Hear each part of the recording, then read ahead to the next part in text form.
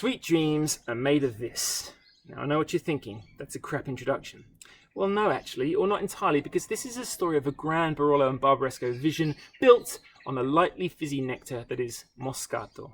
But not just any Moscato, Moscato d'Asti. And not just any Moscato d'Asti, La Spinetta Bricco Quaglia, Italy's first single vineyard Moscato d'Asti. The first vintage of this was way back in 1977, and it's as fresh as the day it was born and still one of the finest examples going around. Now, if fuchsia-coloured cans tucked into handbags have programmed you not to take Moscato seriously, then, well, okay, we don't have to be entirely serious. No one's going to persuade you that Moscato should muscle the Montrachet out of your cellar.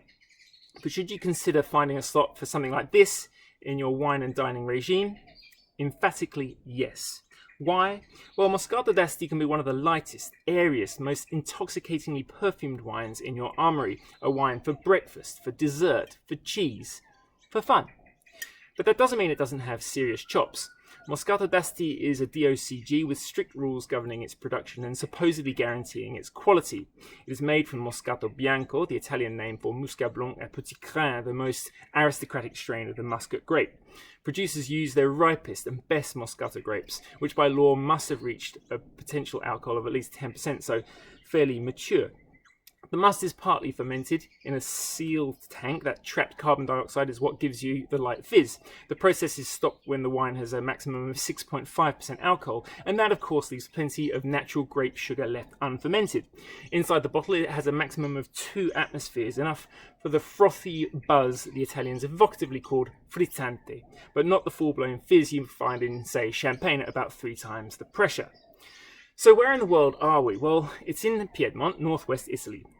The production zone has grown considerably beyond the commune of Asti to take in large parts of Cuneo and a little bit of Alessandria. Now, this particular wine is from the Cuneo province and the municipality of Mango, written like the fruit, about 15 kilometers east of Alba. The vineyard is called Bricco Quaglia. The label bears an image of a quail, and the hillside slope is named obviously for this bird. The south-facing slope features calcareous and sandy soils at an elevation of 300 meters. Now, I've been in enough wine classes to have observed this phenomenon you might call the Moscato d'Asti aha moment. It's where people think they're about to taste something sickly and gross, only to fall under the spell of this heady potion. It happened to me, actually, in the first wine class I attended. I was that unsuspecting sucker, and it's a trick I've pulled since then on many other suckers. So this wine, it's under screw cap. No need for wire mesh and cork because the fizz is so light, and it's just 4.5% alcohol, so the cornerstone of any balanced breakfast. The nose has real fruit and fresh floral notes, tangerine blossoms, peach, rosewater. It's very far from the confected caricature of musk sticks and pink sherbet. In the mouth, it's grapey and fresh, with an almost fluffy mousse of the finest bubbles. It's zesty and buoyant. Again, you have those notes of rosewater and peach, quince, tangerine, with a slightly chalky texture and zesty acidity. It's sweet for sure. This could handle a pretty sweet dessert, but not cloying or flabby. The finish is clean and exultant with the vapour of orchard blossoms. It is delicious, in other words. For me, any wine snob who thinks this stuff is beneath him, and yes, I said him because it's always a he, is missing a trick. Sweet dreams are made of this, I said at the start, so now's the time to pretend that facile statement actually has some hidden depth. So, this wine has been a massive hit for its creator, the Rivetti family of La Spinetta.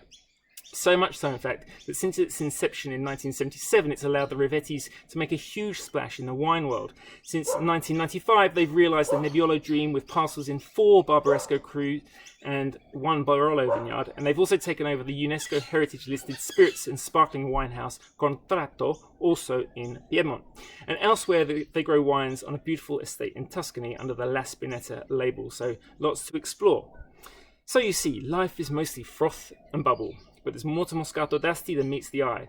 And for more on the wines of La Spinetta, or anything else in the CellarHand portfolio, please go to our website, that's www.cellarhand.store, or feel free to send us a direct message at CellarHand Wine, or to me at Van Merrison. But in the meantime, please stay well, drink responsibly and discerningly, and thank you as always for watching.